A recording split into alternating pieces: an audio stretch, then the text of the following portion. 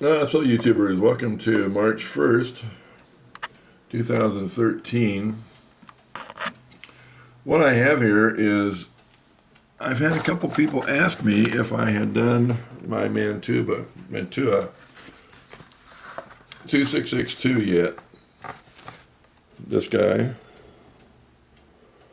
And I had not. So I thought, well, I don't think it's going to be that big a deal. But what I will do is maybe just make a short video to show them that they really have nothing to fear with this guy. They're just incredible little locomotives, and Mantua just put incredible detail into this thing. It's awesome. This is the Great Northern. Now when you get them, they're basically DCC ready. To get into the tender, as you can see, there's just these 4 points, 4 screws that hold it together. But be careful because you have the wires hooked up to the back light. Now, when you get into it, you're going to see that right at this point here, they have this system plugged in to allow you to operate it on a DCC layout. So you can disconnect that quite easily, obviously. You can take the harness provided with your decoder, geese rascal, and remove it, and now you have yourself an extra $9 decoder wire harness, and plug it directly in this MRC 1911 HO universal steam decoder. And the reason I chose this decoder was this is one of the new MRCs. They're very, very small. I really, really like them. And it has a lot of really nice features on it. But the one that's the most important, of course, is it has 20 types of synchronized chuff sounds, and it's double chuff enabled. And of course, as you can see here, you need that because you have a motor here and you have a motor here, and these things run whenever they want. They're not at all synchronized or attached. So you need to hear that double chuff like you would on any articulated locomotive. So what I did was I opened this thing up, and I don't want to mess with it too much, but they had most of this taped down, so I kind of took and made a little bit more room here with these cables by kind of opening it up, taking the tape off. You can see then I came in and put Kapton tape, this yellow stuff. Kapton tape, by the way, was used quite heavily. They were basically shims. They were thicker materials in the fabrication of the B-2 bomber. We used a lot of it. It's a non-conductive, and it is incredibly strong. It doesn't compress well. It's incredible stuff. Anyway, it has a lot of different uses for it, and I'm not going to go into that because you don't have a need to know. But I like it, I still use it, and I basically promote it in every chance I get. I also put it up here on this metal part because there's just barely enough room that when this goes together, as the tender comes down, the tape is slick, and it's going to allow this to slide down, and then I'll have the clearance required in the tender in this back part, which as you can see is somewhat shallow, because it has the lowered area that represents the filler for the water tank. The speaker that comes with this, MRC speaker, typically I can't use them. There's not enough room, but in this case, I can. And to put it in, I took little pieces of Velcro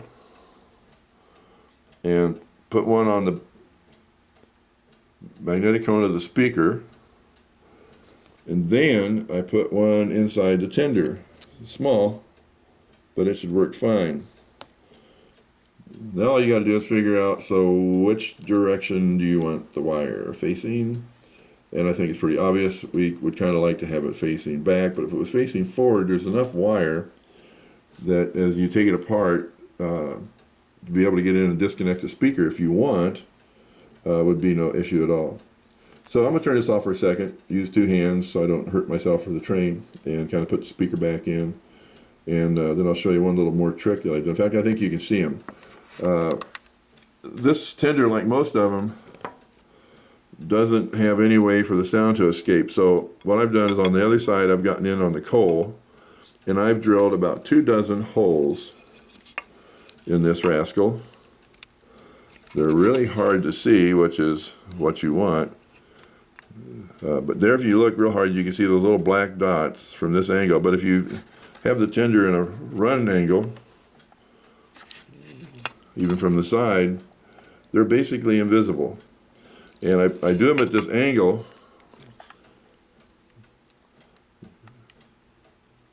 using this little vise with a very, very small drill bit. And I do them at an angle like this. So what sound comes out of them is going forward, and the holes are basically not visible. In fact, if anything, once you put it together and you can't see light through them, it just kind of gives you an era of really dark coal versus the shiny coal. This coal, I don't think looks as nice as some I've seen. It almost looks like a slurry. So I will take some Elmer's glue with a little bit of water and just touch areas to make it shine, to make it look a little bit different. So anyway, that's kind of where we are with this rascal, as I knock everything off. Big fat fingers, little bitty things. When my fingers were small enough to work on this, I was too young to be trusted with it, so life goes on. So I'm going to put the speaker back in, and then we'll see if we can put this together and see if it works. Now, the capacitor has got to go somewhere, and I had it twisted around so it's laying over here, and I'll go ahead and maneuver that around and maybe put a drop of my favorite thing, my Super RC Z56, just to kind of keep it in place so I don't have to mess with it. And then let that cure, then move on. But I don't even think it's necessary. I think the way this thing was coming together, it can just be in there loose. So anyway, keep this thing short. I will shut up and move on. Okay, so the speaker is in place, as you can see. And its wires are there. Now we can plug that in.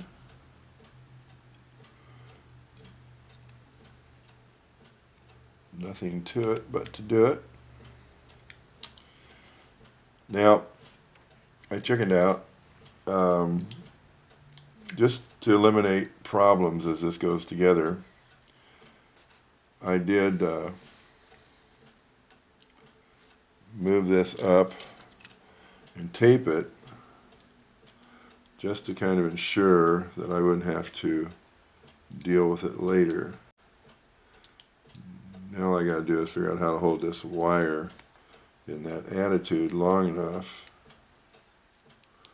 to get it to go together.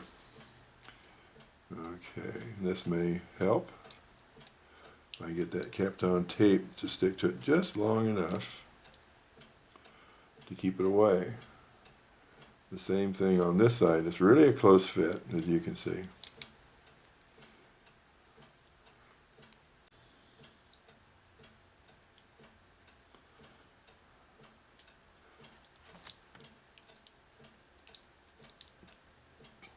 Just has to stay there long enough to get this to kind of go together.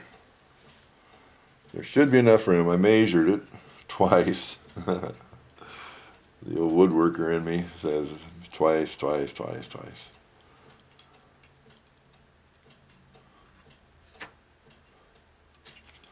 But sometimes even twice doesn't get her done. So, try and kind of pre-place the wires. And with a little bit of luck, this will go in.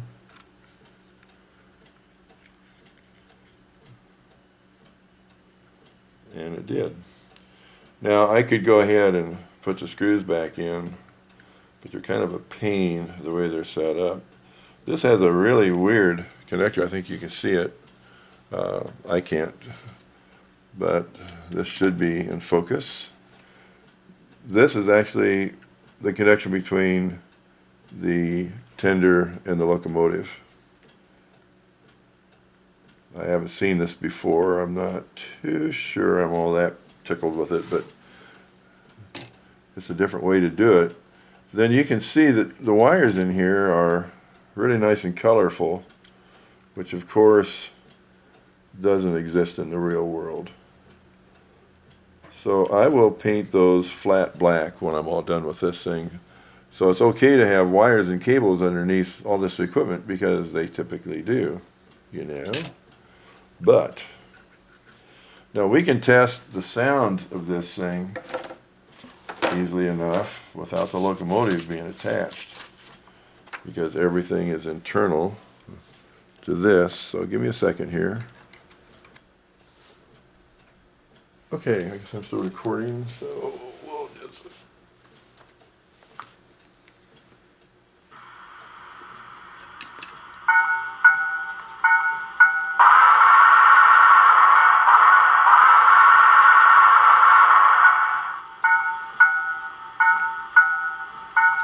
You can see if the back light came on. So, if this can make the locomotive go, I think we've got it.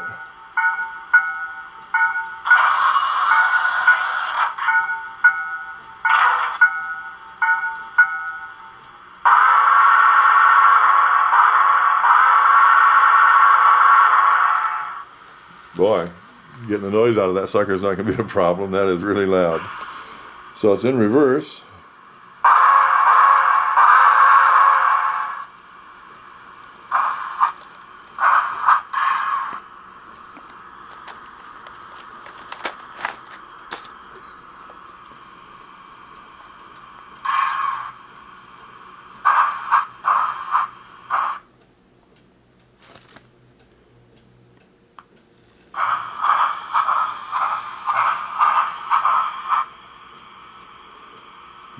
Put it in forward, see if we have a headlight.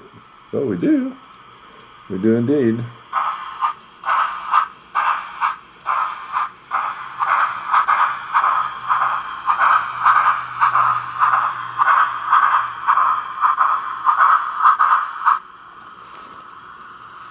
So, I put those 4 screws back in.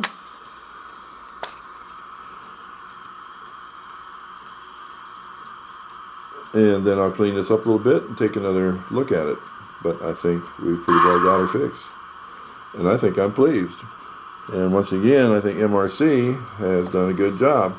I haven't even programmed it yet, but just on the basis of what I've heard right now, I'm pretty happy. So this 1911 Universal that basically provides you with double chuff capability. It seems to be set into it already. I did get a note from a guy telling me he didn't quite like my Digitrax decoders. It didn't sound like the locomotive was in sync at all, but I kind of reminded him that, yeah, that's probably true, but it's at the factory default. It wasn't really set for any particular locomotive, and I've got them in diesels, and it's really universal to be kind. So there's the backup light. This ends up being pretty easy installation, really. I haven't had to take the tender apart. One thing I noticed on this thing, I think you can see it, is it's got this platform that comes down between the cab and the tender for the fireman to be able to shovel coal from that into this locomotive. And I'm sure this thing, that was a huge job trying to keep this thing fed. As you know, the big boys had what do they call it, Archimedes screw, that basically moved the coal from the tender into the locomotive, and it was blown into the firebox using steam. And I think they said that basically 85% of the coal, when she was at full head of steam running down the tracks, 85% of the coal was evaporated prior to ever hitting the coal bed. So we know these things use a lot of coal. So let's back it up just for a second.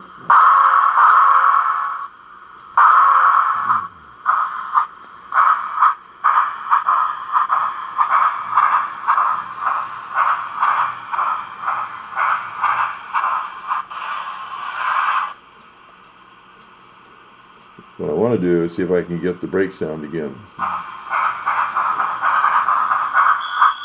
There it is.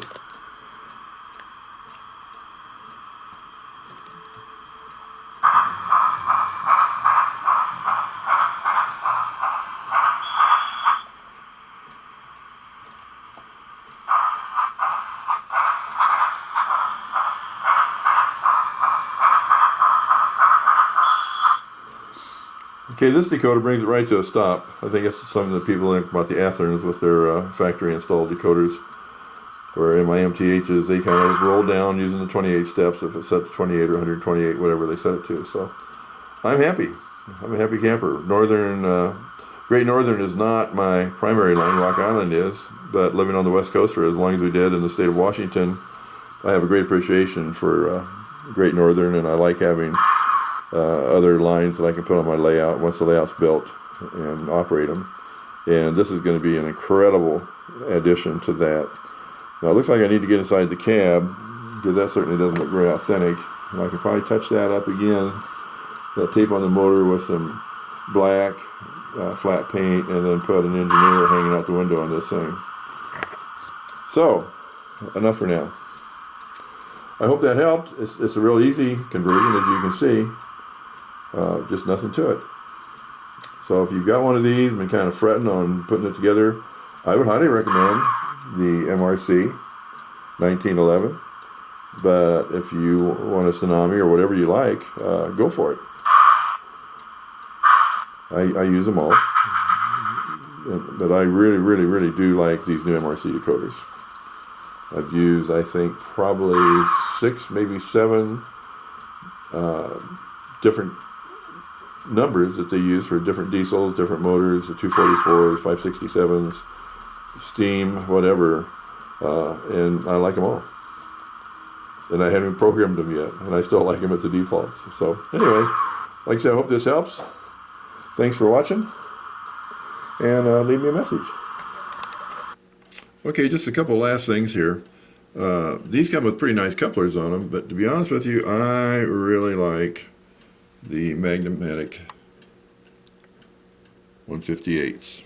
Those are the scale size, so they're smaller somewhat than the standards that you get on the HOs. According to Flyman JG, and by the way, Flyman JG, I'd sure like to see what your layout looks now. Everybody's waiting with bated breath to see what you've done. I think you understand bated breath, the terminology, even though you're from Florida. All the old southern boys, when they go to Minneapolis or the north in the wintertime, these guys can't go without fishing for too long. So I know of a couple of them that tried ice fishing one time. So they went and found out what they needed, got all the equipment, went out to the lake, cut a hole in the ice, and they were out there for just freezing to death. And they had the heated buckets and stuff to sit on to keep themselves from hypothermia. And they were catching nothing, and they finally noticed this young boy come out, and he drilled a hole, and he sat down, and he kind of threw his line in, and within seconds he had a fish. And they thought, wow, maybe we're just in the wrong spot. Pretty soon this boy, he caught another fish, then another fish, another fish. Finally they were so cold they just couldn't handle it, and knowing that the rule of the fisherman is you don't go over and bother a fisherman when he's on a streak like that, but they just couldn't help themselves. They went over and asked the young man. He says, hey, young man, he says, what's going on here? We've been over here for 3 hours and we're just froze. And he says, no, he says, we're not going to try and move in on you. We're going home, and we're got to leave tomorrow morning, so this is our last chance to ice fish, but what's the secret to catching the fish? And the kid goes, The other guy says, hey, don't get smart with us. We're fishermen. We're just asking you, what is your secret to catching fish? And the kid spit a wad of worms into his hand and says, you got to keep your bait warm. So, Flyman JG, the only reason I told that story is because people might not have understood the expression when I tell you we're all waiting with bated breath to see what you're doing. Anyway, I put on this different coupler for this thing on the tender. And then I also got on the other end, and I took all those beautiful colored wires coming out for this unique hookup that they use on these things, which I kind of like. And they're kind of covered up by the ramp that comes down for the firemen. I painted those black, and then I got in looking in the locomotive, and they used white tape inside the cab, which really, that I don't understand, you know. So I painted it black as well. And then I started noticing they had some other wires, and they had some metal in here that was exposed. And so I painted it black. Then I found a couple more red wires up here that were showing, and steam engines were never that colorful, so I kind of painted those black real quick. So I'm just saying, you know, it's kind of hard to look too real when you have a bunch of colored wires visible, and if you have white tape, and why they use white tape I'll just never know. So anyway, I painted it black. It does have, as you can see, the firebox and a few things to make it look more realistic, and there's that ramp that comes down. I'll put it up with my finger here for a second. That comes across so the fireman doesn't fall between the engine and the tender. And you can see some of these wires hanging down, and when they're black they're fine because there's all kinds of crap hanging off these things. Electrical cables and stuff to provide electricity back to the passenger cars or to whatever they're hauling. So anyway, that's it. I just thought I'd share that with you. I'm kind of done. I've got a couple more things to put on it yet on the front end, and then this thing is basically done. So I hope it was informative. I hope it helped. I apologize for the joke, but hey, as fishermen we all know better. So anyway, best of luck to you. Thanks for watching, and leave comments if you would, please.